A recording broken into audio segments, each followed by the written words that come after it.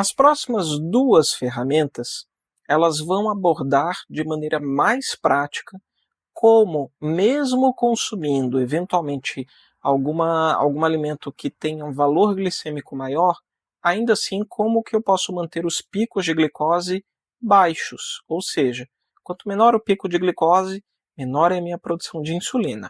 Lembra? O que menos a gente quer é fazer com que a gente tenha alta produção de insulina. Isso vai bagunçar o meu metabolismo, isso vai fazer eu criar resistência insulínica, ganhar peso e adoecer novamente. Então é isso que a gente quer evitar. E é possível fazer isso mesmo eventualmente consumindo alguma coisa mais glicêmica, certo? Alguma coisa com valor maior em glicose, em carboidrato. Como? A primeira ferramenta, nesse sentido, que daí eu posso considerar aqui como a quarta ferramenta a ser aplicada, certo? Coma na sequência correta. Se você come numa refeição onde você tem proteína, fibra, lembra da segunda refeição, da segunda ferramenta que eu coloquei aqui, que é pelo menos 50% do teu prato tem que ser fibra e proteína, certo?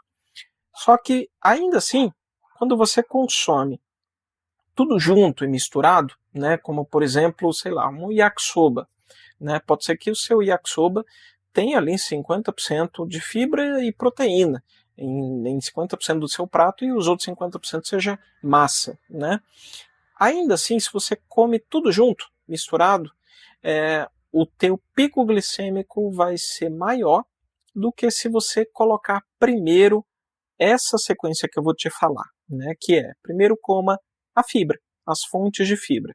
Então você tem legumes, você tem salada que você quer comer antes, então coloca a fibra primeiro, certo? É uma maneira de colocar um revestimento na frente do seu carboidrato.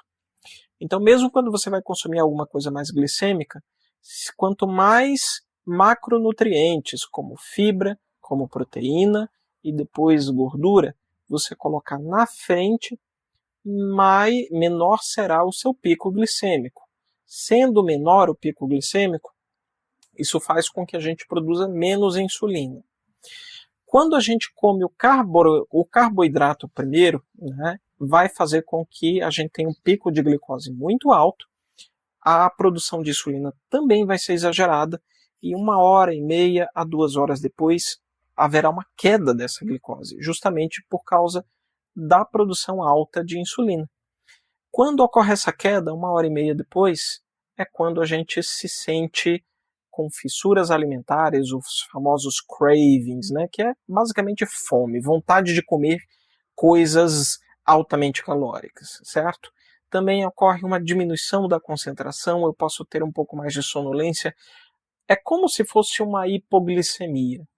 Eu não sei se você já passou por isso, quando você come algo com um alto valor em carboidrato, 1h30, 2 horas depois, você já está com fome e querendo comer muita coisa, principalmente coisas guloseimas, coisas de alto valor calórico, certo?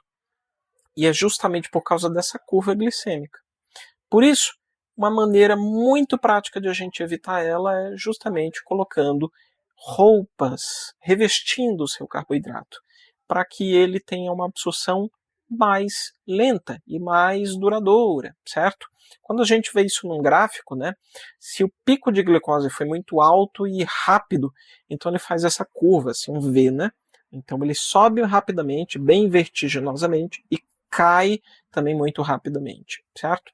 Quando a gente primeiro coloca, eu comi a fibra primeiro, depois eu coloquei a proteína, depois uma fonte de gordura, às vezes ela está junto com a proteína.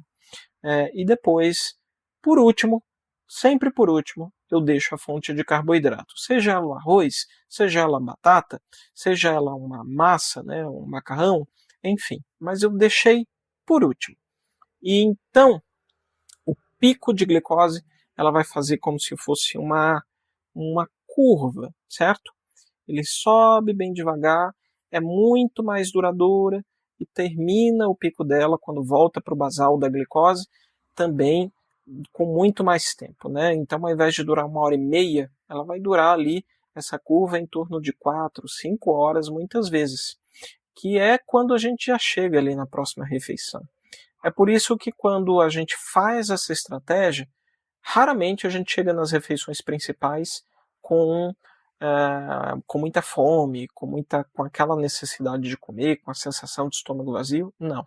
Fica mais duradouro, certo? Então, a sequência a estratégia aqui, a ferramenta aqui coma na sequência correta, certo?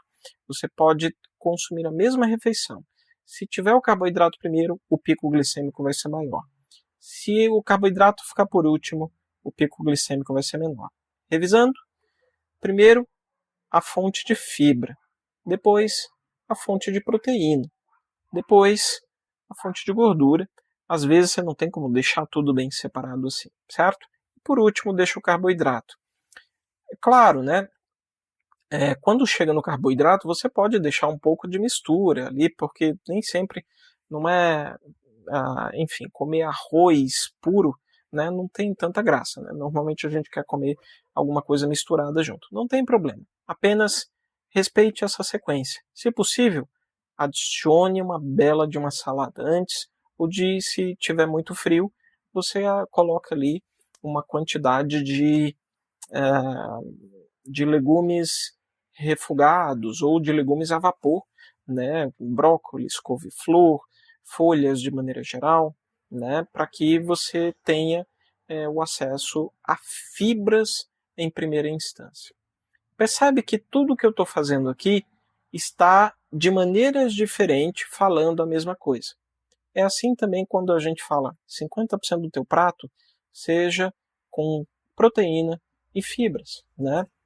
São alimentos altamente nutritivos, que de alto valor nutricional e de baixíssimo valor calórico, né? Então vai te saciar mais e assim você vai ter menos picos glicêmicos e a tua insulina vai ficar basal, bem bonitinha. Feito? Então, fico por aqui. Essa é a quarta ferramenta.